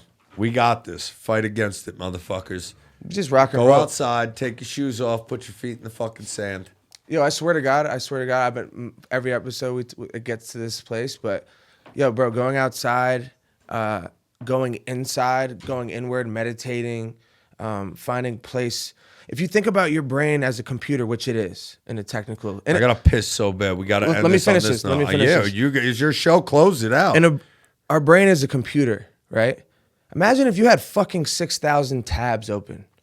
Actually, 60,000 tabs open by the end of the day and you didn't clear it. You know, they say there's around 60,000 thoughts per day on average, right? You never took a time to fucking go and erase those thoughts or even try to just download them and move on. That's what meditation is, bro. You're clearing space for new creative thoughts. And you're also like learning how to like be with yourself. So my point is with all this shit and you're like, oh, we'll be okay. My point of this whole thing is like, yeah, go back inward, figure out who you are, get comfortable with yourself, start doing exercises for your brain. It's like you work out, I work out because my body's important. Your brain's important. Start playing more chess. People need to start playing more motherfucking chess. For real. And I don't even play chess. I probably should start. Put a chessboard down. You move a piece. You flip the coin. Your opponent knows you moved it. You can play that game all month. Yeah. Yeah. I don't even... The end of that was... I don't even know what the fuck. Basically, like, dude... Life's a chess move. You got to make your next move your best move. Facts. That's a bar, too. T.I. said it. There you go. Go inward. Fucking go outside. It really is a wave. You were talking about it earlier. You kept stopping, going to all these nature spots. Yeah, you got a bathroom that's real close to the store? Yeah. Well, let's rock and roll. Go ahead, P. We're done. We're done. Hey, there is no sign off. I'm going to do mine. You ready? How you know? There you go. I got to pee really bad, too. So bad, bro. We'll be right back with You Never Know, You Know What I Mean, right after this urination break.